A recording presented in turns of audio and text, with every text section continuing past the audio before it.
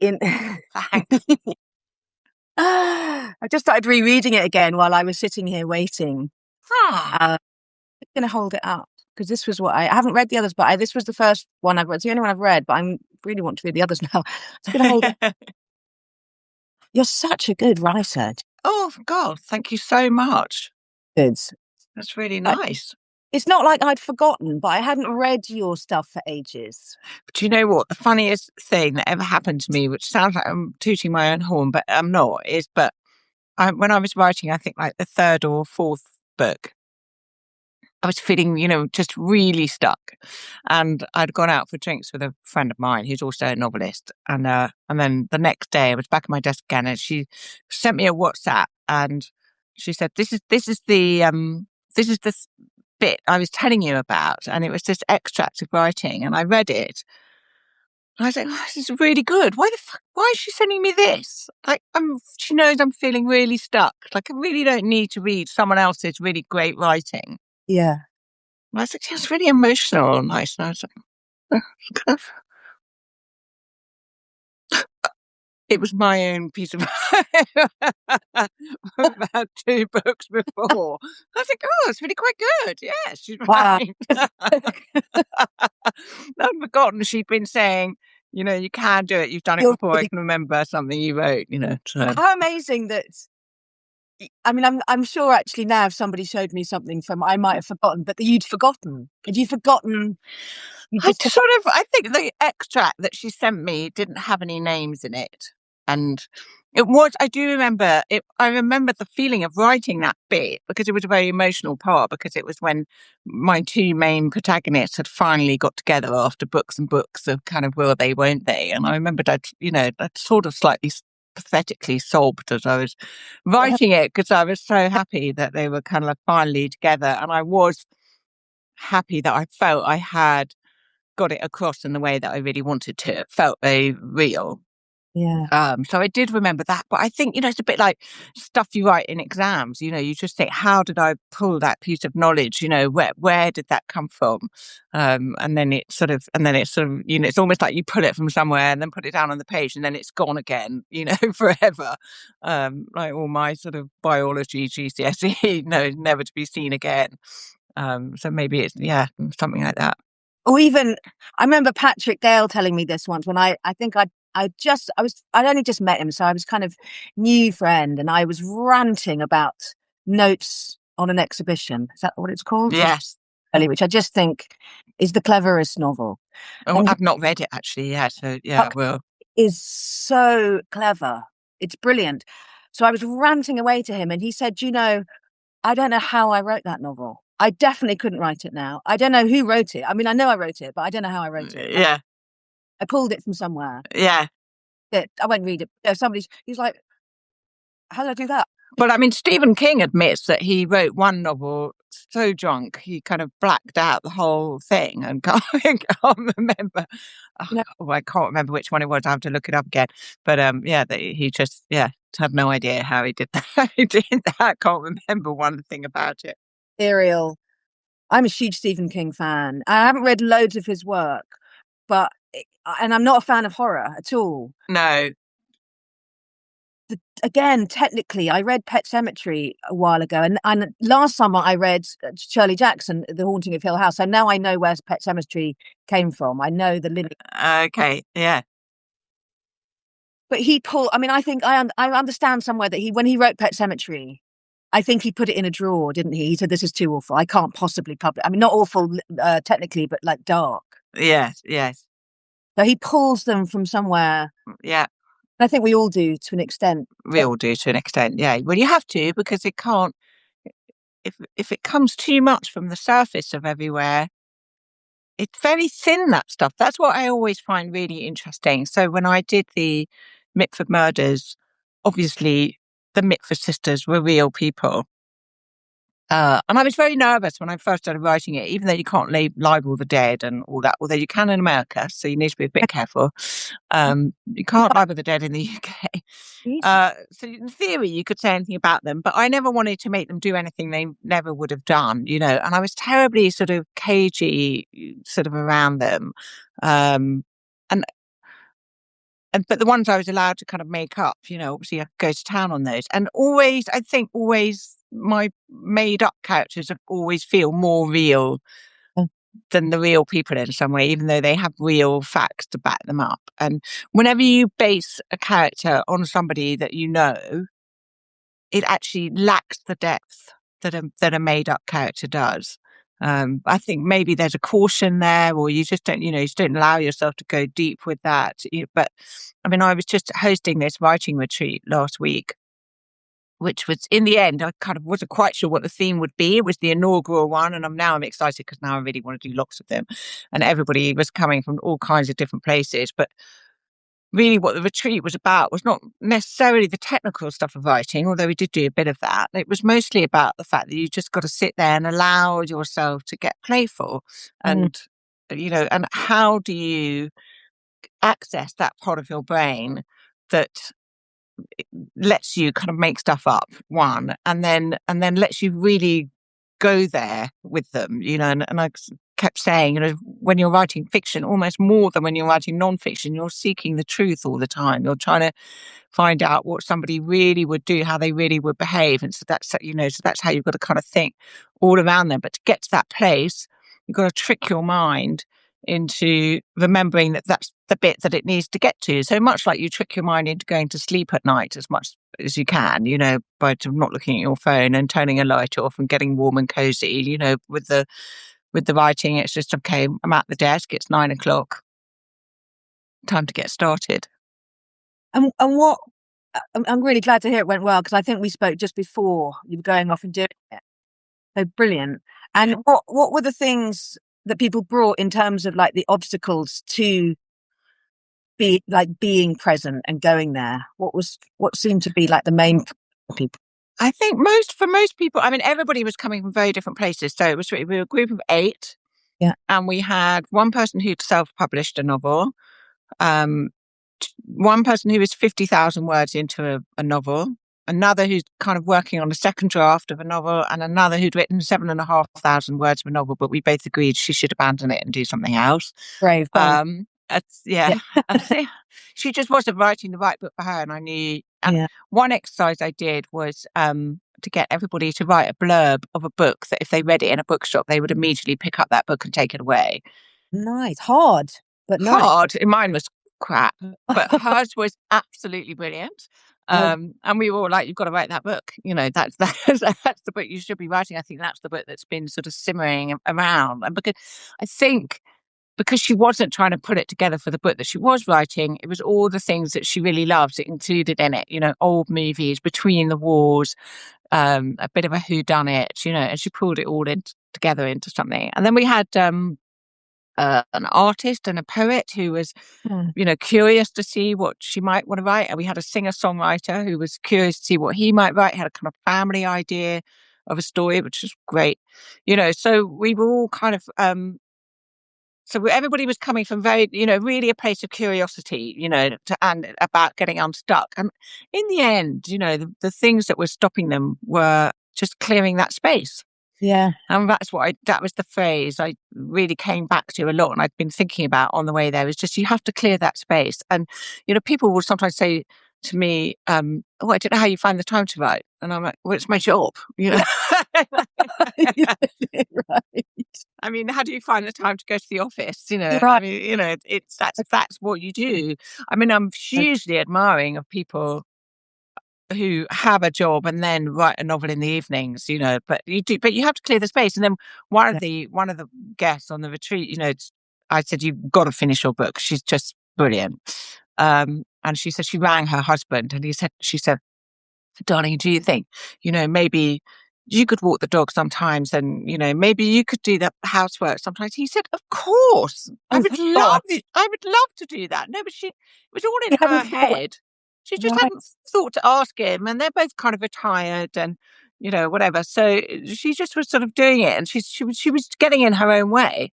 Yeah. She was getting in her own way. She's like, "Oh, I need to kind of, I need to go and do this." And she felt she had been feeling that well, and she would get tired. And I would say to her, "But look, just your retreat, don't worry. If you're too tired to come down in the afternoon, that's fine." She Yeah. showed up to every single thing. She's like, I'm not going to miss it. And then, she wrote to us all afterwards. She's like, I got up at 7 this morning. She'd spent the day before clearing her room, recharging her laptop, feeling good. And there she was, and then you do that and you've got to hit obstacles, but you have to make it as easy as possible on yourself. Yeah. To do it. So, my number one tip is, the washing up does not need to get done. Live in a dirty house. You should see the state of But, my. if anyone asks me how I do it, I'm like, you just don't look behind the sofa. It's revolting. That's how I Yeah, do it. so the values that perhaps and cheers, by the way. I wish I was drinking champagne. I am drinking a glass of water out of one of my father's But Cinzano. you said it was cocktail out. Oh, yes. But I'm going out later, and I didn't. I've just come to London. I don't have any cocktails in the house. I'm afraid. Yeah. Cinzano. Great. When I unpacked the glasses I've just cleared up my mum's house, and I unpacked. Yeah. Those first. Swear to God, I smelt the Cinzano from this glass. It was the most extraordinary, like the 80s. Yeah. That was the drink. I might buy myself some Cinzano. Not had that for. Oh, well, it's incredible. Unbelievably sweet it is. But it just goes to show back to the people on your course, the value that can genuinely be put on our work. To not value it, Mm, not only is it a value to put out into the world for other people, but obviously the deep and profound value it is to us. And yeah. thirdly, the third is obviously the stories themselves, which have Yeah. right. But we often don't. I mean, my sister, funny enough, she and I, we do this thing where we leave each other voice notes like we're doing a podcast, and but she left me one this morning and she was saying she works a lot with troubled children or children having difficult times, and a lot of it is overuse of screen time. I mean, put bluntly, in connection with other things, but those other things often lead to overuse of screen time, which sort of doesn't help, And I was saying, this retreat's been amazing, and I want you to do one. And she was talking about, doing a digital detox. And she said, so many of the things we do now, we do to publicly share. You cook a nice meal, you wear a great outfit, you're going out somewhere, you take a photo of yourself, you post it on social media. And, she said the importance of and the satisfaction of creating something just for you. So I think the thing with writing that's hard is you do have to sit with it by yourself for what is in the end a very long time if you're writing a novel, and you have to maintain faith in something that's in your head for quite a long time. And there's always the same, for me, the process is always the same, initial rush, fantastic, 40,000 words, really stuck. Suddenly, a lot of legwork, Yeah. 60, 70,000 words. It's the worst thing you've ever written. Yeah. And you've just wasted so much time, Yeah. and you've pissed off everybody around you by being in such a bad mood. And, you just want to throw the whole thing in the bin. Yeah. But if you could just do that last bit, Yeah. That last then you're crying in 80,000 words kind of thing. Oh my God, it's amazing. I can't, but then you finish it. Yeah. And then for me, the most terrifying bit is the period between when it's published, because then you kind of, if you're lucky and you're in that situation, you've got publishers and editors and agents and, maybe one or two first readers and who are encouraging you and going, this is great. And you go, oh, thanks. And it kind of gets published, and there's dealing with edits and copy edits, and you haven't really got time to think, and actually you're sick of it by the time it gets off to the printer. Yeah, I know that one. And you just want to move on to the next thing. But then there's this gap between not being able to change anything and it coming out in the world. And that is horrible. I hate that bit. Yeah. Because That then that, like 18 months, can't it? That can be a year. yeah, it could be a long time. Well, I've always done things on a ridiculously quick deadline. But even then, just a few months. And that's a bit like, coming home drunk from a party and thinking, what did I say? I think I said something really awful. Oh my God, I said that thing. And then thinking, well, there is that person that's completely drawn from life. Oh my God, they're going to read it. They're going to know. And, and then somehow again, it comes out. And then then there's this amazing bit where the book belongs to other people and it doesn't belong to you anymore. And then that's really nice. I find that such a relief. Yeah. And I actually, particularly with my book, The Best Friend, which was very different to the Mitford Yeah, Murders books. because I've been hearing a lot about. Obviously, I've been researching the heck out of you and watching. I love doing that. So much to research. So much, but like, oh, okay, dialogue. Oh, okay. So now I'm going to go and seek it out and because that's basically it's pretty It's much it, yeah, I mean, basically, so what happened with that was it came out of there was an Italian publishers, and they said you can write whatever you want to write. right. Lovely. I was Thank like, what amazing. you. Okay. Uh, and then I said, well, I haven't really got very much time. And they said, what did you do? Have you got something in a drawer? And I said, oh, well, yeah, I have. I've got 20,000 words of a novel I sort of abandoned. And they said, well, that'll be fine. We just want a novella. So it's only an extra 20,000 words. So I was like, oh, yeah, that's probably fine. And it was 2020. So I didn't have a lot else to do. Yeah. Uh, so but I was finishing a Mitford Murders book. So I'd given myself 6 weeks to write this novella. That is not I, just say for the record. I got the book out the drawer and it was the worst thing I'd ever read. I mean, truly bad, truly, truly bad. So I said, okay, I can't write this. But there was a germ of something, and I sat on a chair in the garden with my husband, and I talked out the story. Mm. And then he said, just strip it all away. There's two, you're doing too much, just the two women. And so I brought it down to the two women. And then I got excited. Then I had this idea, having done quite a few Mitford, I think I'd done 3 or 4 Mitfords by that point. I got excited by the idea of doing a book that is just about the friendship of these two women, and you don't really know anything else. So it's deliberately, it's very, there are some things you can't avoid, like there's a telephone, but I don't mention what era it is, what time it is. I don't mention really what place it's in. Nice. I do very little physical description of the people.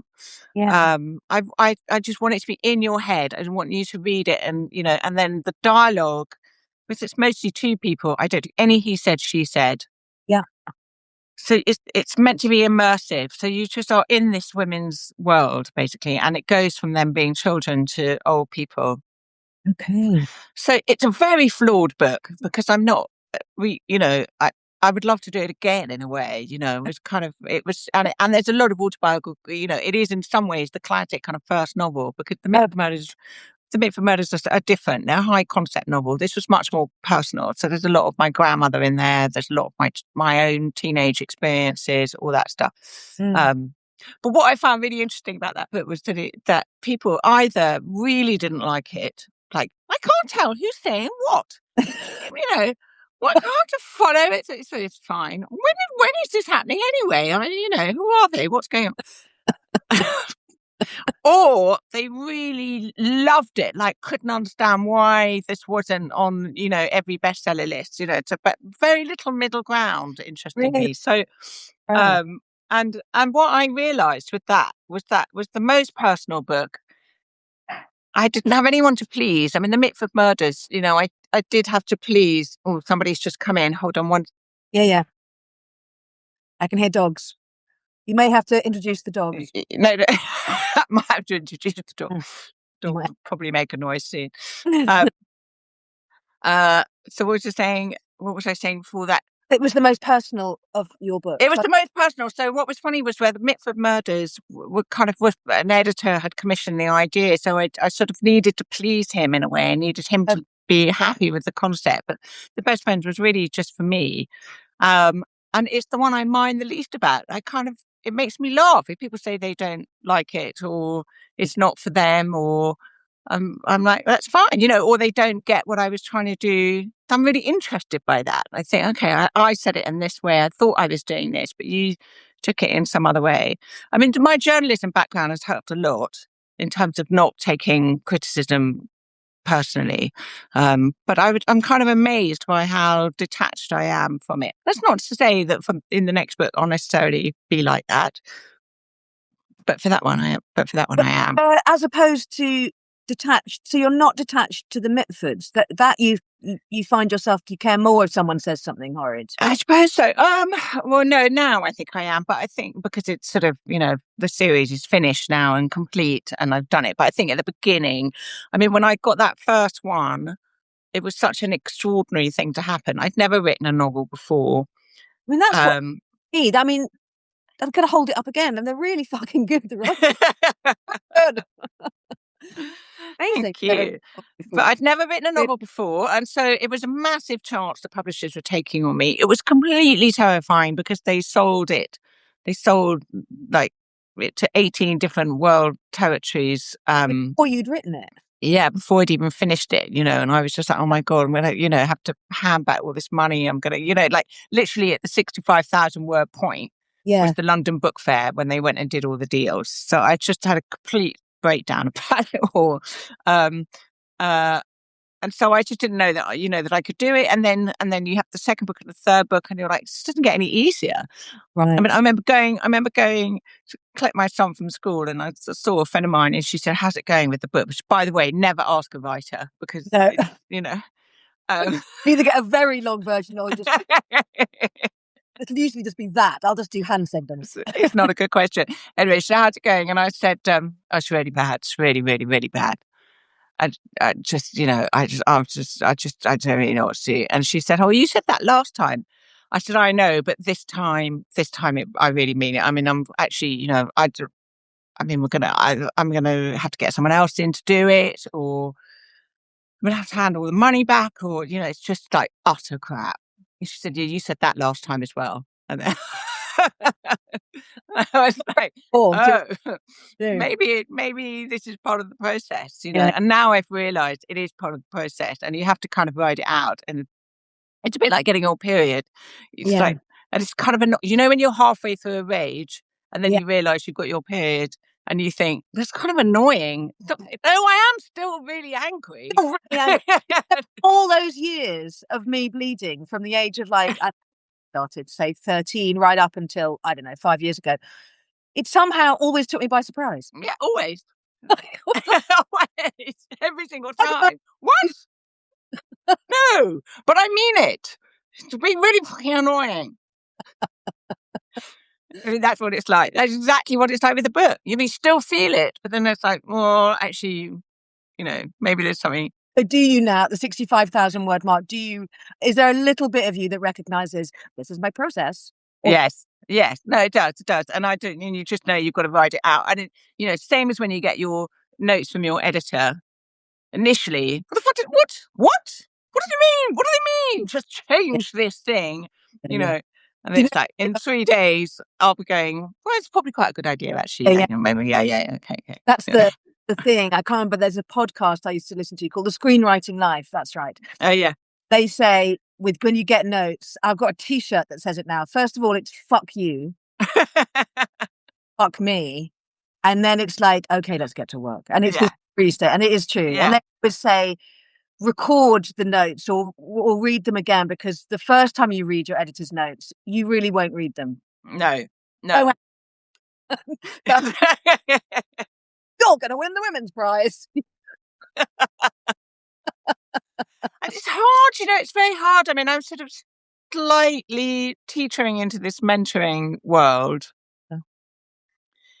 And it's very difficult because with people, you can see things and you think this is entirely fixable. Like when Yeah, there's a problem, it's entirely fixable. If somebody's a reasonable writer kind of yeah. thing, but it's entirely fixable. But that as you're saying to them, look, this word is not really kind of not working here, or this sentence is, that all they're hearing is you're shit, you're shit, you're shit. What are you doing?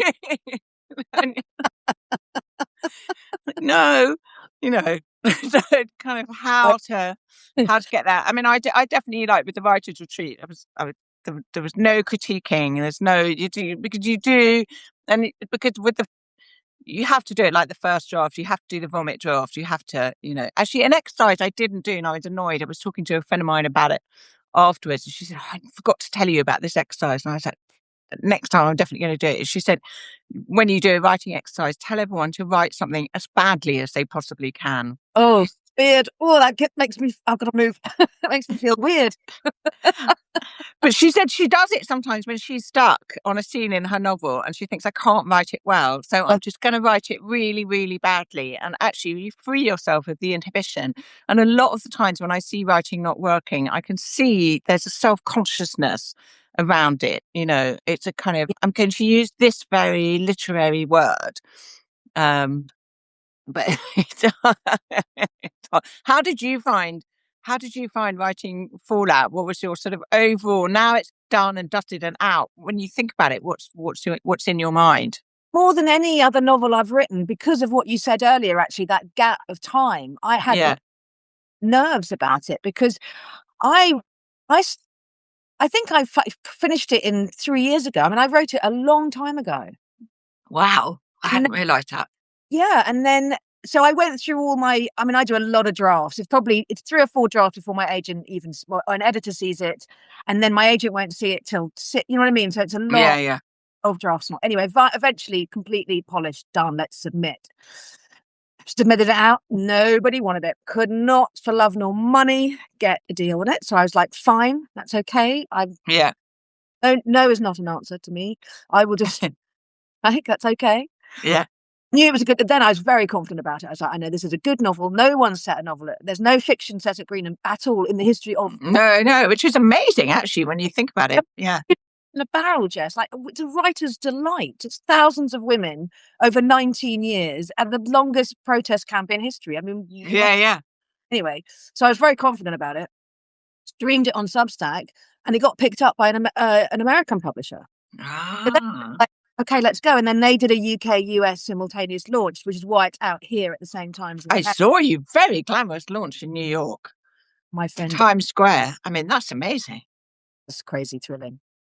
I mean, the truth of it is, anyone can have I shouldn't break this little secret, but anyone can have a billboard in Times Square. No, you have to be really special. Really amazing, damn. Yeah. Anyway, obviously I'm very special, so I had one. But so what was weird was that when it finally came out, and we went straight to sort of trade paperback, so it's that kind of size. I couldn't really remember if it was any good. I was like, I'd done an edit. Like I'd done an edit that's on before with the in-house. Yeah, but those are weird edits. You kind of you're looking. It's all trees and no wood at that point. They're not running, beginning to No. And I really was like, oh, fuck, I hope it's good. Or like, I mean, I know it's going to be basically good, but does it hit the high notes? Like, Yeah. Was it just a bit? So I've never had that experience because everything else I've ever published, I haven't had that huge gap, or I don't know. I haven't had a new one for Fallout, but I mean, it's landing well, and now I've started reading bits at events. Yes. Like, oh, okay. Yeah. God. I feel good. But what are you like? Because I always think like people sort of do ask me, "Will you read, my thing?" And I generally, if it's a blurby thing, I might do it, but I won't do it as a kind of any sort of give notes because I'm not a teacher, and B, I'm really harsh. I'm not. I know. Yeah. No, you've not got the bedside manner. Terrible. Well, it's good to be honest about that. Yeah, because I know. I mean, I'm actually really hopeless at blurbs. Okay. I always feel really bad because people ask me for blurbs, and I always go, yes, of course. And then I'm just something about being told to read something, a whole novel, makes me sort of break out in hives. I don't know why. I've got to be in the mood, and it's pathetic, totally pathetic. And people have been so generous to me, and I feel awful about it. I think maybe, I had a couple of bad experiences early on where I was sent really awful books. And this American woman sent me a book. It was truly terrible. And she said, please really give me a blurb. And, you can come on holiday in my boat in America. And if you give me a blurb and all this stuff. That's edgy. So obviously, I wouldn't have done, but anyway, it was so bad. I thought, I can't actually give a blurb. So I just wrote as polite an email as I possibly could and tried to invent some kind of reason. Anyway, she wrote me back quite a pissed off email and never spoke to me again. Yes, no, I never got invited onto the boat. I thought she was going to put your email on the front of her. So I think maybe that kind of put me off. I do, I really don't think you should give a recommendation for a blurb unless you do think it's good, because people have, got to spend money on stuff. And there's so many of those blurbs are so annoying. They're so, I mean, you and I, we know enough people in the writing world now. You look and you're like, yeah, they're friends. They've got the same agent. They're like, Yeah, just think yeah, it's kind of nonsense. yeah. But funny enough, for the writing retreat, I've just started, a little bit like read some of their work, and I was amazed by that I kind of knew something. I mean, I think, the whole beginning of the retreat, I was like, I'm not really quite sure, I was really happy with everything we were setting up in terms of where the house was and the setting, and it was England in May, and I got great people on there. And I was working through these lesson plans, and I was like, well, I'm basically just going to have to read out Stephen King's book, aren't I? I mean, you just think maybe I'm just, Ursula Le Guin, now. I mean, maybe I'm just talking totally out of my hat. But I was amazed at what did come to me. Yeah, which And you obviously think, sounds absurd when I hear that you say that, but I know exactly what you mean. yeah. So But also, that, I mean, I know that I've listened to lots and lots of writers' interviews. I've listened to loads of podcasts. In the lockdown, I did all those master classes that they would do. I'm avid kind of studier of how other people write, and I'll always ask another writer, "What's your writing practice? How many words do you do a day?" And so on. And I've realised, as I'm sure you have, everybody does something different. There is no silver bullet. Charles Cummings does 500 words a day. Jenny Colgan does 1,500 words a day between 11 and 1:30 every day. That's her trick, to get it done. So you just got to find the thing that works for you. So I think the hardest thing about teaching on a writing retreat is basically what you're saying is, and in fact, Stephen King does say this in the book. It's like, I can't tell you how to write. You have to find the place in you that's going to write. You have to give yourself the space to do it, and you have to practice and practice and practice, And the thing I do repeat a lot that he says is, we've got your great writers, your Anne Tylers and your Shakespeare's and your Stephen King's, whatever, who sit on a level. Let's not try and kind of all get out there. Um, and you have your bad writers, and nothing can be done for them. So these two outliers, just ignore those. But a mediocre writer can become a good writer.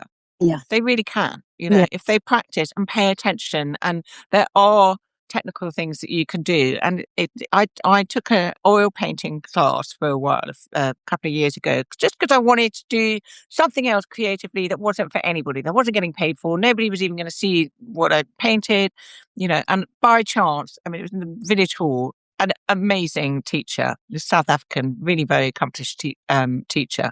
And she and I had a lot of conversations around the process, of creativity. It always sounds a bit awful. I hate the word creativity. It's like the word luxury. I can't bear it. But Yeah, anyway, like it's it one of those words. But happens. we would talk about what you need to do, and I would find it amazing that I'm not very good. I stopped doing art at 14, so I paint like a good 14-year-old, and I've never progressed since then. But Mm. she would just give me these small technical things, and you'd be like, oh, suddenly it lifts it right up. Oh, that makes that perspective make sense, or that makes these colors suddenly work there. And that's not harming your creativity. It's not stemming any kind of flow. It's just giving it shape and structure. So, so I think you can never not learn enough about that. Yeah, You can always be improving that. You can always be thinking that, and even just in preparing for the retreat, I learn more about active verbs instead of passive verbs, and using strong language, not using adjectives, all that and then finding the people who break those rules brilliantly. Like, I mean, like, you're never supposed to use adjectives in speech, he said angrily or whatever. But then you read F. Scott Fitzgerald, and he does it all the time, but he does it beautifully. But it's allowed.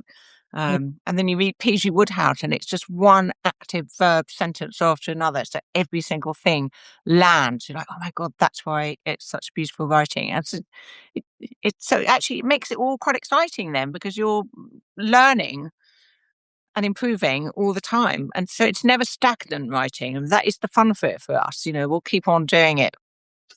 I hope I'm doing it till I'm, 98. We can do it till we drop down dead, Yeah. really. Yeah. Yeah, I'm on Kit Duvall's 6-month writing course right now. Brilliant. It's, that for exactly that reason. It's like, okay, let's go back to school, but because we're just talking technical here. And actually what Mm, in the course is, and I think I've probably published more than, I've sort of got that under my, like, more than ever. Like, there's 16 of us and we're all at different stages. And so mm, I know where I am. And so, like, but that what it allows in that space, because she's a very good teacher as well, and she's able to apply everything across to all of us, no matter where we are in our writing world. But it allows me the space to be thinking about the novel that I'm working on right now, the new novel. mm, And it's kind of coming in as she's teaching. And again, because again, even if it's just that actually what you're doing is teaching them how to create a space, a valuable space for the work. mm. And absolutely like the technical side of it. But so what was the bit? Because you've been writing since you were what? When did you 18? When did you start in journalism as a journalist? Well, I mean, yes. I mean, funny enough, because I took a couple of years off quite recently, and I thought this is the first time I haven't written regularly since ever because I went from school. I suppose I had a couple of gap years, but I went from school to university to a newspaper job. So although I was editorial assistant, I wasn't really writing a lot then. Um, but yeah, I've always written in some way. I didn't think I was going to be a writer though. Really? I wanted to be a barrister, I mainly wanted. because Was did that you? our age? I absolutely wanted to be a. Well, there was a BBC drama That's what. uh, with a very glamorous barrister, and that was what I wanted to do. Put them away. You know, being paid to argue.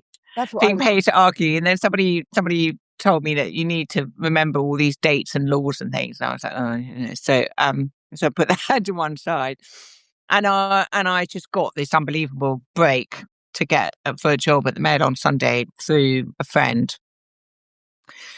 And so that was how I started. But I mean, even then with journalism, it was very like, oh, I'll do it for a few months just because it means I'm getting paid and I've got something to say for myself, kind of thing. I didn't think it would, but it was that era. So I got that job in 1998. That was the beginning of kind of lifestyle journalism, or not the beginning of it, but with supplements and all that. So you didn't have to be knocking on people's doors after their son had died the day before. You could write about nonsense, really. I mean, I wrote an article about built-in wardrobes, and But you wrote it very well. but it was the point when I did Mail on Sunday, and then for about 6 years, more or less, and then I was deputy editor of Country Life magazine for 4 years, and then I went freelance. And I cleverly left Country Life just before the world's finances imploded in 2008. Right. And I remember the first year I did really well because everybody's budgets were all set. And then the second year it just all fell off a cliff. And then it coincided with newspapers and magazines needing to produce more content online, but not having any budget for it. So you were being asked to write everything essentially for free. Or just endless nonsense. And so it was when I was kind of asked to write about the 10 best sandwiches on the high street that I said I can't do this forever. There's just no longevity in this. Yeah.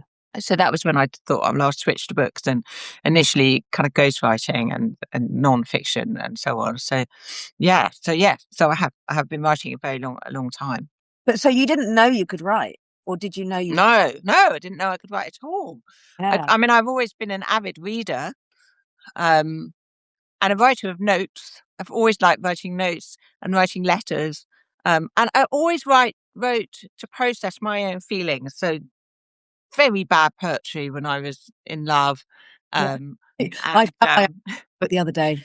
Oh God. oh, I That's yeah. almost put it on notes. It's really extraordinary. Don't worry. That's a tough one. A lot of letters that never got posted, Okay. um, all that kind of stuff. So yes, I'm funny. So I've always used it as a way, and I think partly that was my hearing because I couldn't. I wear hearing aids, Yeah. um, and and it's just tiring to talk to people and listen to people. It's easier to sit and read your book, right. And I was never sporty or anything like that. Um, so I think, but no, I didn't, and I don't think I probably could write that well. I think it is just, I've been doing it now for 30 years, and eventually you get enough practice in, kind of thing. Well, yeah, but I do think that you've either got it or you haven't got it, and then you can build. You could And then you could build. be really shit because you haven't got any technical. Yeah, I mean, I do think we share a lot with actors, funnily enough. And my mother was an actress, and I think what writers and actors, well, maybe also artists and poets, maybe this is the thing that we all share. We're all slightly shy, but not shy when we've got the mask of our work I, with us. yeah, Yeah, I hate talking about my work at parties. I don't. Please don't make me do that small talk. I can't bear it. But also, on this kind of platform, great. Give me more. Um, and I think we are all observers. Our shyness makes us very good observers. We've stood in the corner quite a lot and watched other people. So the biggest thing I'm always telling people who want to be writers is read more books mm, and put your fucking phone down. When yeah, you're standing in a queue, that's an amazing opportunity to look at what people are doing. What are they wearing? How are they behaving? What's in their shopping basket? You know, what colours have people got on? Just all the time be taking in detail because you need it. yep, And you really draw on it. And I remember in 2020 in lockdown, I needed to write a party scene for the best friend. And I thought I couldn't remember what it was like to be at a party. I was like, I need to be back at a party. And I mean, one of the first things I did when lockdown kind of started to end was I went and got a pedicure. These horrible gnarly toenails, during lockdown. Oh my God. But also I was eavesdropping on yeah, this ghastly Notting Hill woman yeah, talking to this, Chinese slave probably who was doing her toenails, about the problems she was having building her outdoor extension or, some kind of house in the Hamptons or something. yeah, I think that's brilliant. Oh, give me more of this. So yeah.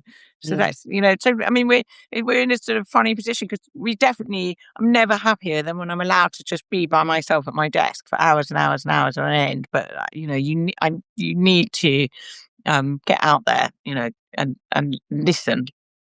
You do, and I do a lot of traveling, and I spend nearly all of that. Unless I'm reading a book, I am sitting and watching and listening, and nothing pleases me more than going for dinner by myself in either quite a quiet restaurant with a few tables, or even a Yeah, one. But then I'm just like the other day because I've just moved to London actually for that reason because I've been in Surrey for 30 years. I've got yeah, 5 books there. My kids have just left home, and I'm like, I need a new stage. I just yeah. rented a flat in London, and here I am, and oh my God, it's like I'm I in the know. Constant. Yeah, exactly. Constant sensory. I went for dinner the other night by myself into this little Italian restaurant. It was quite early on, and I sat down, and heaven be praised, in front of me was a couple, and Were oh, they arguing? well, they were under the surface, which is Yeah, my favorite kind of yeah. Even better. even better. And they were just getting to the end of their meal, and they had a certain tone talking to each other. But when the waiter came up, they both turned around and with a completely different tone. The thing, and it was heaven. That'll find its way into I something somewhere. and the That'll other thing, find. while you were talking about the painting, I did a life drawing class the other day with my son. Mm, I'm shit at drawing. I mean, I've got absolutely zero technical ability. But what I noticed was that practice of looking, which I have as a writer, translated onto the page. I knew how to look. Do you know what I mean? And I yeah, was yeah, same discipline. But I think as well, I was listening to someone talk. I think it was Richard Osman was talking the other day about actors. I think they were talking about when they have cameos come on to films, and sometimes the person can't actually act. And I think it is the same thing. I mean, I went to drama school, and I am a worst actor. I don't have it. yeah. Give me every technical teaching in the world. Oh yeah, no. Acting is like, yeah, hot. But I think that's the same. I do. I stand by that as writers. You've got it. You have to have that, whatever that thing is with. Yeah, yeah, no, that's true. That's true. That's why we're safe. I'm not going to have an AI conversation because I'm bored of that. But somebody said only mediocre writers need to be afraid of AI, and I thought, And I just say, I agree. yeah. Now, conscious, we haven't talked about Downton Abbey or Mitfords, or do we need to do a bit of Yeah, that? we do a bit of that. Yeah. So one of the questions I was going to ask you about that, because so you've done this interesting switch where you were writing the Downton books to accompany the series. For those who don't know, Jessica is the niece of Julian, who obviously wrote the TV. Who wrote the actual book? Wasn't it based on actual book? So basically, no, no. He wrote it's completely solely his idea, totally a TV series. Yeah, and what I wrote were the official companion books to the show, which were about the show and how it was made, but also about the real life inspiration behind it. So the social history context, which is why it was such a great project to be on for me. And the eternal fascination, does that still go on for you, or do you witness that eternal fascination? Yeah, no. Well, I mean, the thing is, for me, Julian and I had always shared a fascination with that period. So his father, my grandfather, was born in 1912, and he, as a young man in the 60s, had seen this change in society, come along. So his older brother, my dad, had a completely different approach to the 60s. And my dad was very much like up for the revolution, like, let's do away with the old stuff. And so I was brought up in a kind of bohemian household, I guess. My mother was an actress. My father was really an artist at heart, a writer. He was kind of doing other things as well to make money, but that was kind of the life we were living. Where Julian was fascinated by this old world, and he got to know all these ancient relatives, and he would ask them, so, what is the difference between a melon spoon and a teaspoon, and all this kind of stuff. So that was where he sort of stored all that knowledge. And he and I used to go off on holiday together quite a lot when I was younger, because he was a sort of young uncle. I was kind of an only child, and he would get invited on these lovely holidays with families who had kids. So I think he would take me along as a sort of surrogate daughter. And so we would have these long conversations about that world. And so I've always been interested in it. And then what really grew for me in doing the Downton research, and then that was deepened by doing the Mitford Murders novels, was just the cycles of history. So much of what we're going through is parallel to what was happening I was 100 years thinking, ago. yeah, it really it does feel like that. I'm It always does feel. hesitant because I'm sure every generation feels something profound, but it does. The revolution of change. The We, revolution of change. I mean, I think what happened, I do think probably the Victorians 100 years before, I mean, it's fascinating to me. You had the Battle of Waterloo was 1815. Then you had the First World War 100 years later, and then 100 years after that, with all our kind of wars and COVID and so on. And the Victorians had the Industrial Revolution, which changed society massively for them. What we have 100 years ago, post First World War, is really the beginning of the 20th century is 1920, yeah. because it's all these sort of rumblings of technological and social change were escalated by the First World War. So suddenly the planes are playing, from planes are flying, the electricity is going on and everywhere. And by the get into the 1920s, it's all becoming mainstream. People are getting cars, they're getting telephones, all that kind of stuff, radio. And then you had a Labour government come in 1920 who were very actively trying to break up the big family estates.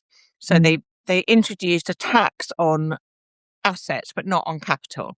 So everybody was madly selling off their land in order to have capital, which wouldn't get taxed. So there was a big transfer of wealth. Then you had all the new money people coming up who wanted the kudos of class, so they bought the old country houses and all that kind of stuff. So what we have had similarly 100 years later has been all this technology that was kind of rumbling along, and that COVID massively escalated, and suddenly the real beginning of the 21st century has been 2020, where we sort of onwards.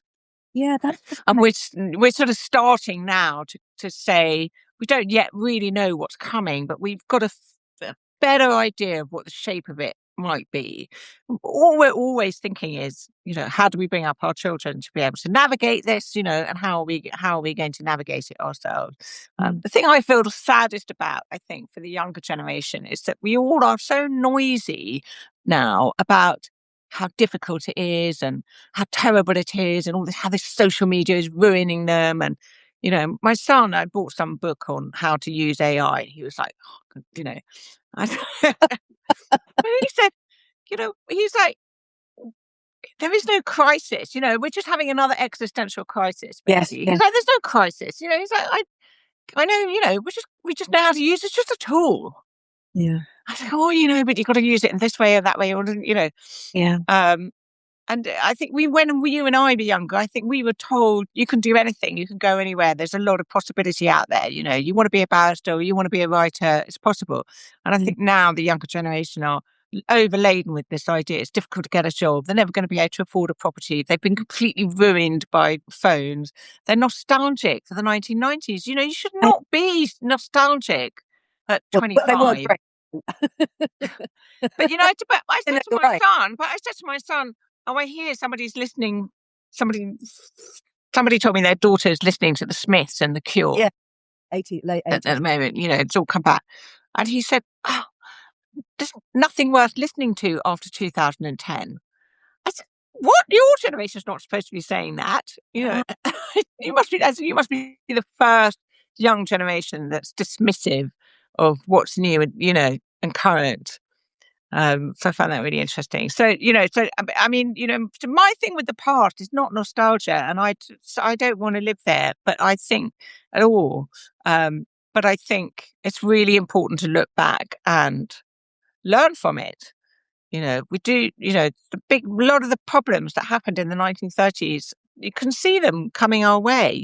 These very polarized political parties, people who are feeling very disenfranchised, people who feel the power's been taken away from them. And so let's blame the immigrants, all that kind of stuff, so just like, well, guys, let's get a grip before the new Hitler's in town.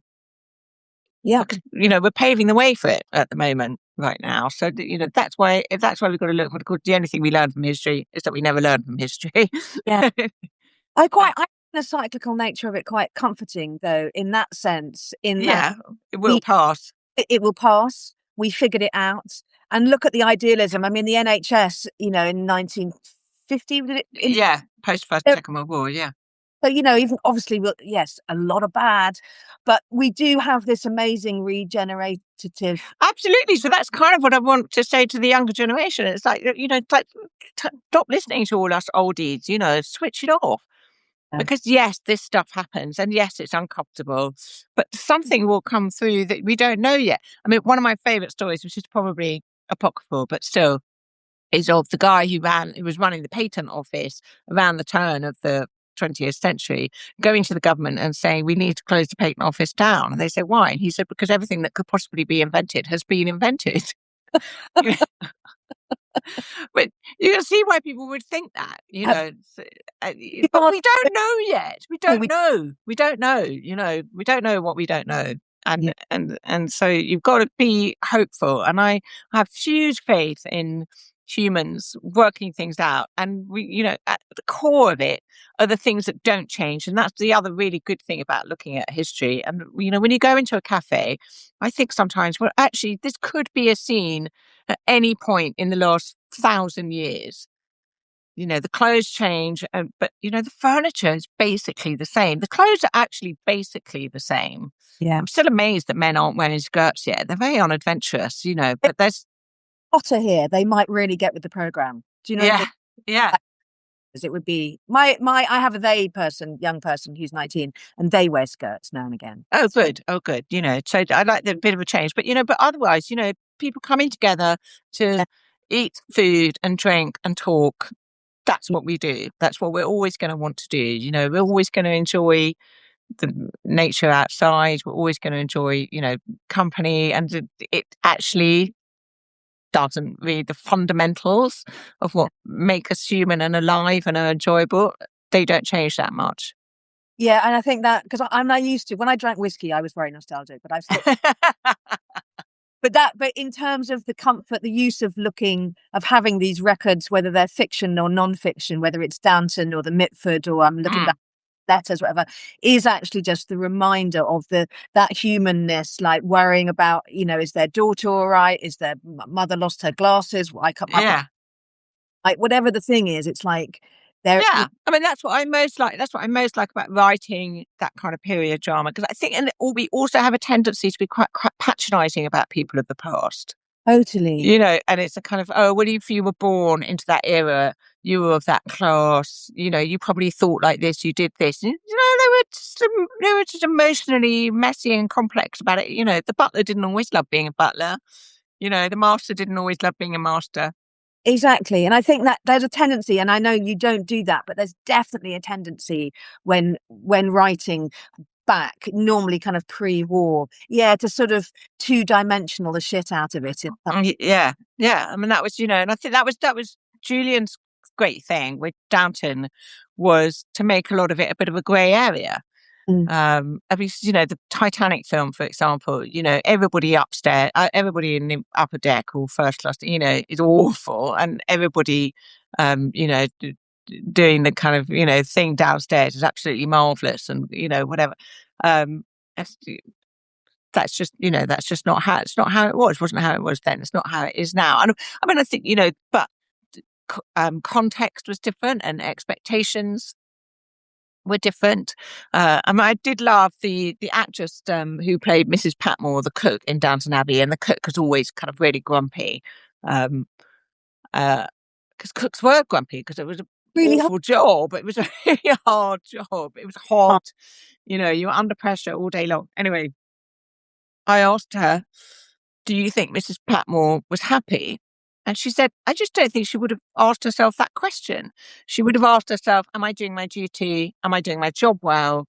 Those kind of things. But she wouldn't have asked herself if she was happy." So that is kind of That's, where the difference lies. I think so. I mean, not even sure my mother asked herself if she was happy. And, No, you know, probably not. really, here we are. The big world wars are not in touching distance anymore. I mean, No. definitely not our children. So there's real time for navel gazing and existential and all the rest of it. Mm. Doesn't I mean, awful as it sounds, I wonder in that cyclical nature whether these terrible global events happen to bring us back into, the baseline. Care for each other. Do we all have housing? Do we all? Because otherwise, we start as humans. When there's not enough to do, we start getting a bit kind of, oh, what Yeah. how Start spinning out. You start start spinning out, and you need to get busy. I mean, there's that great comic Dylan Moran who did Black Books. Do you remember? Love love him. with. I was going to say that. And he said, I used to really worry about my mood. I used to be very depressed. He said, and then I had a kid, Yeah, and then when he was jumping on my head at 4 o'clock in the morning, I didn't have time to think about those things anymore. I mean, it's like, the it's truth. not now to be a child jumping on your head, but, just kind of, No, that's to a degree. so much shit, Yeah. doesn't it? Yeah.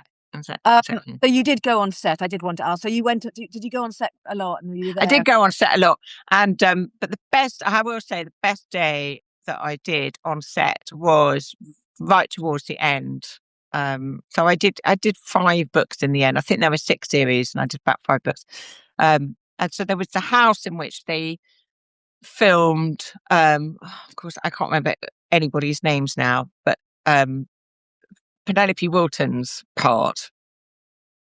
She was Dan Stevens' mother, so she had the house in the village, and they used the external of her house, but they didn't use the interior. But because it was right in the actual village of Downton Village, and that day we were filming Mary's wedding, so all of the cast were hanging out in the garden of this house in the village, but no cameras around. But of course, they're all in costume, so it was just sort of amazing. So I was sort of sitting there with all of the characters in cast, and they were sort of playing a big game of cricket and sort of drinking wine, in between takes. And I was like, oh my God, I'm actually I'm actually in Downton. Amazing. Yeah. So I mean, it was, they were a very sweet cast because when they all got put together, the lead actors, you had Maggie Smith, obviously, and Jim Carter, but they were all actors that you sort of knew and you recognised, but you didn't know anything about them. You never really knew very much about Maggie Smith's private life. You didn't know anything about They were good stage actors, or they were serious actors, or they were complete unknowns, so you didn't know anything about them at all. And when I first met them, actually, was at the beginning of the second series. So the first series came out and was this extraordinary success, unbelievably quickly. I mean, within 3 weeks, people were sort of saying lines in the House of Commons about, don't be so Downton Abbey and stuff. And it was really quite wild. Yeah. Um, so in between the first series and the second series, they'd all gone from being theatre actors that might get recognised if they went to a cafe down the road, and unknowns who had never been recognised before, just these complete superstars. And so when I met them, they were all reuniting at the read through for the second series. And it was, just such excitement, but they really grew up together as a result of that. So across those six series, so it was very special. Casting Maggie Smith was a piece of genius, wasn't it? Yes, yeah, yeah. Getting her to agree to do Yeah. it, and then she kept, Put it that way. agreeing to do Getting it. like agree to do it was absolute extraordinary. Well, because if you just remember at that point, 2010 or 2009, when they were filming it, TV was not what it is now. So, for quite a serious film and stage actress to do a television show, A bit of a it's step like down. At that least was a then, bit of a step down. It was a bit of a step down, but she'd worked with Julian twice on Gosford Park and another movie I can't remember. So I think she had, yeah, yeah. so many times. It's Yeah. just a perfect film. Oh, that's so nice. Yeah. I love it. Yeah, it's brilliant. In fact, I was thinking that every time I have marmalade, I think of that Yes. yummy, yummy, yummy. It's so, Very good. yeah, it really hit. It changed. I wonder because I've just come back from America, and a lot of Americans said to me, we're living through kind of BBC, whether it's Downton or The Crown, anything that isn't to do with now. They Yeah, just this they is our do. They do love it. I mean, the difficulty is, I had a conversation with a guy who ran tourist board for England, and I said, I was thinking maybe I could do so because I do a lot of talks in America about Downton Abbey. yeah. Uh, and he said the thing is, we don't really want to promote ourselves abroad as not having moved on since 1923. So actually we want to move on as, being at the forefront of scientific, whatever. So there's that's always the difficulty, I think, for the English people is that, we're sort of, we're kind of revered and renowned and fangirled Yeah. for our history, and we're very proud of the things we do well. And I did think King Charles did an amazing job on the recent state Big visit. face. Don't know. But it was a real demonstration of proof of why we have the system we have and not a president. That It was although I do really want to know who's writing King Charles's speeches because they're really good. But I think we have that weight at the same time. We're in danger of looking like we're unable to progress, that we're stuck in certain kind of trenches in terms of class and that kind of thing. So that's the sort of identity problem that we have, I think. yeah, I don't know if we'll ever, well, ever's a long word, but ever get out of that class. It's so deeply rooted in so much of our language, in that there's all kinds of linguistics that we use which are rooted in that. And Yeah, I don't, I mean, I don't know. We've got away from it in terms of, I think in terms of, the mores of it as it was, like you literally We've got to Yeah, no, definitely, definitely. But I think, for example, like a sitcom like Friends could never be made in England, for example, because everybody would be far too distracted from the beginning about how they could all live in that flat and, and afford it and, where do they really come from and who was paying for it and all the rest of it. You know, you would never get to the point of six people just hanging out together.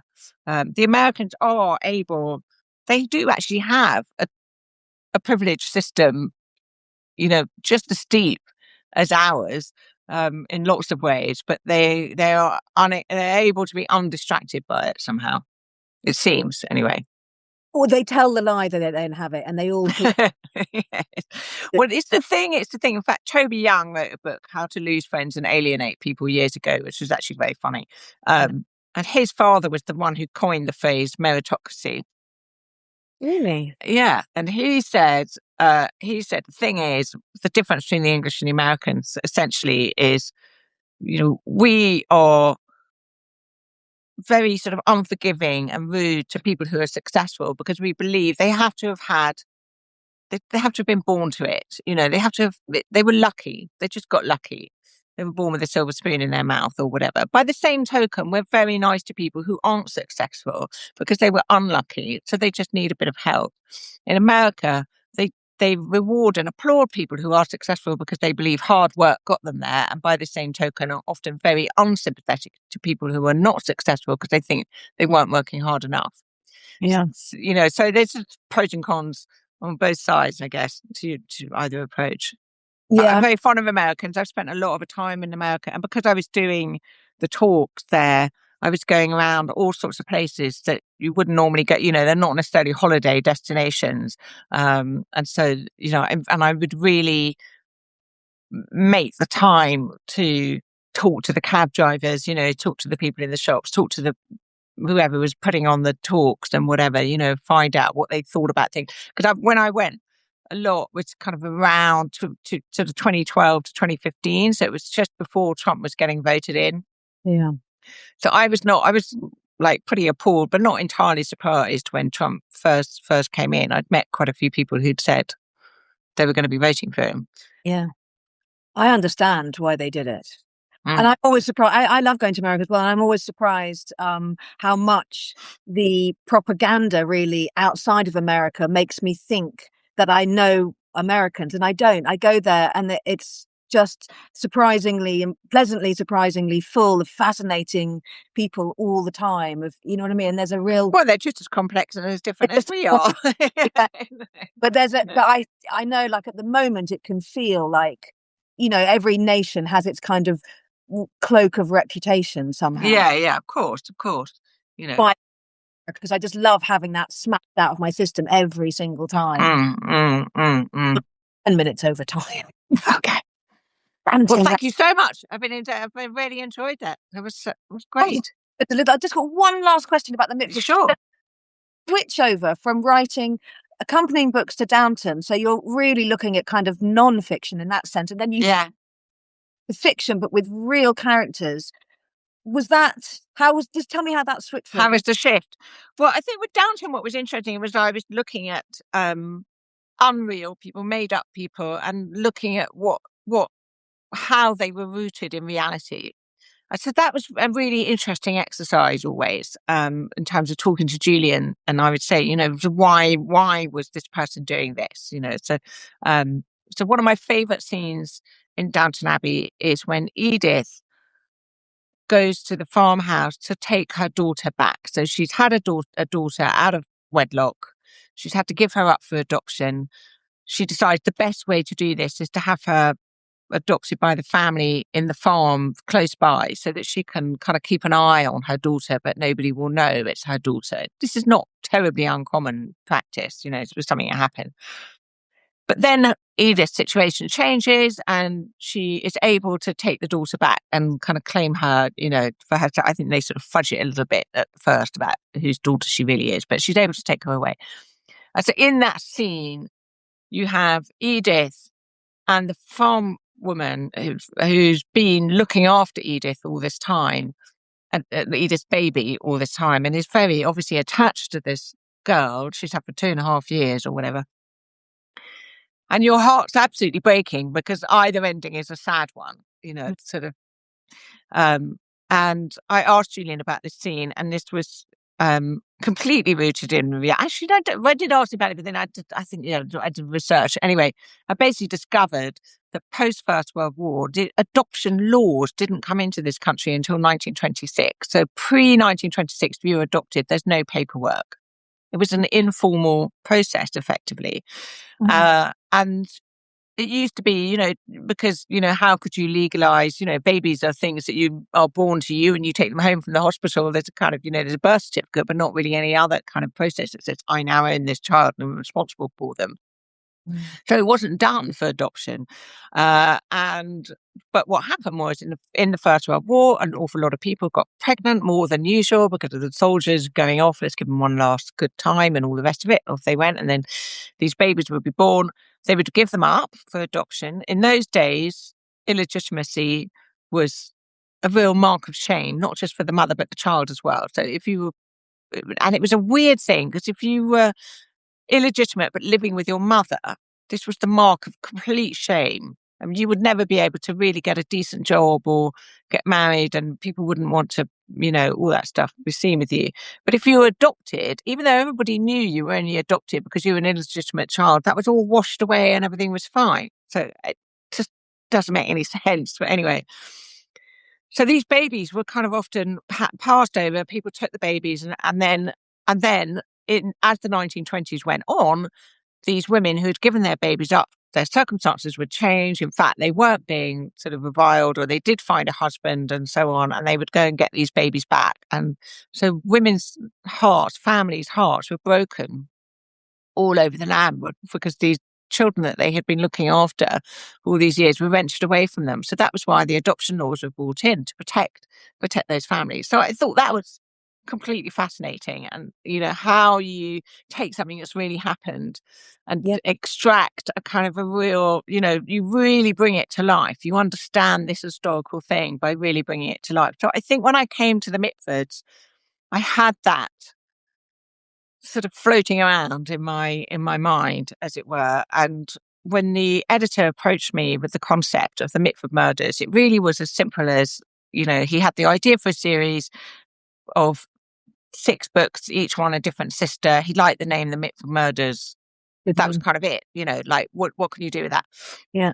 And I said, thought about it, and I said, well, the Mitford sisters are fascinating, but not very nice. Yeah. And if you have them at the heart of the series, you're going to lose people pretty early on, because most people aren't, with the exception of Nancy and Deborah, maybe, you're not really going to care what happens to these girls.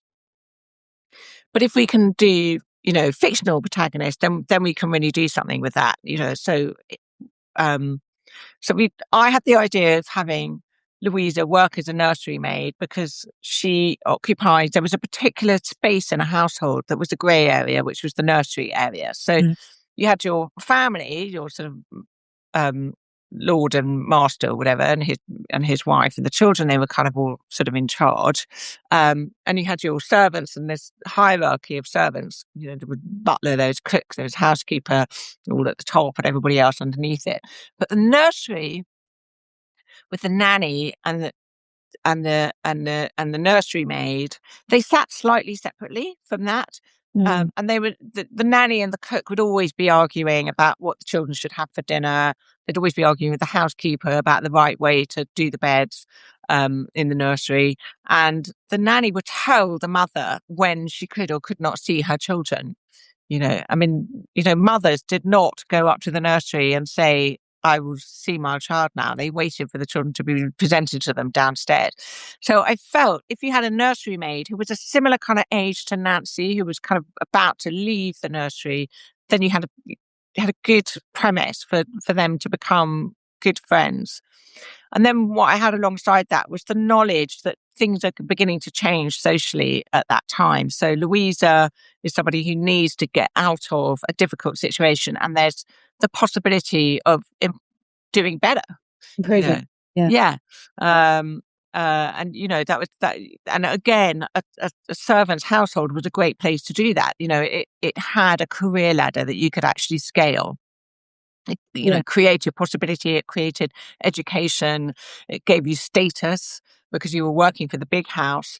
I mean, most people 200 years ago, 90% of people were employed in agricultural roles, which is why, it's again, when AI comes up, Well, it's like, I was just, I know, I was thinking that as you were saying it, it's another yeah, amazing parallel. yeah, these things change, all the time, so you either worked on a farm or you worked in the big house. And if you Yeah. worked in the big house, it was amazing because you weren't having to work outside, you A weren't bit, weather dependent, you were yeah. given 3 meals a day, you were given a room. Yeah, you were sharing a room with 3 people as opposed to your 12 brothers and sisters, or whatever. A regular wage, time off, and education. You were in a place and where you would be given learn skills. And I mean, a lady's maid in a house, she could do hairdressing, she could speak French, she was, very skilled. So that was the opportunity with Louisa. And then we happened upon this real life murder that hadn't yet been solved, which is Florence Nightingale's murder. So that was like amazing. And then the timing fitted. And then I was able to find a fairly tenuous but possible connection with the Mitfords that was real. And so then we were kind of off. And I think for me, for that first one, I just really approached it in a kind of like a series of articles. I know I can do 1,500 words in a couple of hours because that's what I would often do on commission. So physically, I know I can write that much. And so the first novel was very plotted out. And by the time I got to the sixth novel, I was much more relaxed, much more sort of, interested in seeing where it would go. But I did find the biggest switch from non-fiction to fiction. It was hard giving myself permission to make stuff up. Yeah. And I remember there was a moment in the first one where one of the characters is a soldier, and I was trying to work out kind of who this person was and what rank they were in the army and stuff. And I was like, if only I could look them up on militaryrank.com or whatever, sort of search thing I'd used. And I was like, oh, I can just Right. decide. But what's interesting to me is that it's a big swing, as you connected with it, is that real people, real events, fictional events, and you've just done this beautiful weave, and that it's bold and it takes skill, and Thank you. But it is really fun. And then, of course, the truth is always stranger than fiction. And then, sort of by the end, I mean, I did get a good piece of advice from David Nichols, who said, um, use your storyline and then research to back up your storyline. Don't do it the other way around. you'll get lost and you'll just go into crazy love. Yeah, exactly. And so, you would kind of, by the end, I'm going, what I did like to do, I did quite long notes at the end of each book, sort of saying which parts of the plot are rooted in reality, because I think that's quite fun. And I would try to do that as much as possible. So I would look up a Nazi officer working in London who betrayed his own country. And yes, that did happen. So I can use the bones of that, Yeah. For my fictional character. Nice. That was fun. Talking to you for another hour, but we're at 20 past now, so we've gone 20 minutes over. I know. You did mention before that you're thinking of doing more writing retreats. Have you got anything you want to talk about, tell anyone about, or look on? So no, I mean, it's called The Open Page, and I will. We did our first, and it's based in the Cotswolds. And what was great about the one we did just now is it was running at the same time as the Literature Festival, Cotswolds Literature Festival. So we will do one again next year at the same time. And that's about kind of, if you're feeling stuck or just curious about writing, how to kind of just open yourself up to the practice of writing. But we're also talking about doing ones around, I'd love to do a retreat where people come with their work in progress. Yes. So they've got a time, a way to sit and really work on it and come together in the evenings, and we can, we've got nice supper and a nice house, and it's a country house, private country house, not a hotel, which is amazing. So we would be able to sort of help each other get unstuck on plot points. And also thinking about doing reading retreats where people come for just 2 or 3 days with books to read and no phones. Oh, would be fun.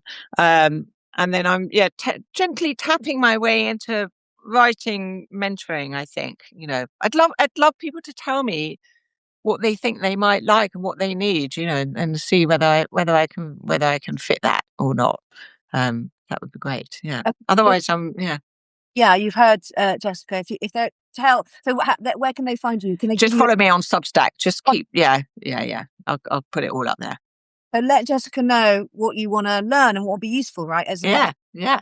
And where can they find out about upcoming retreats and all that? Where will you? At the moment, it's still Substack, so I think I probably need to do something sensible like the open page Instagram or something. But You yeah, can. keep an eye on Substack, and it will be revealed on there. Brilliant.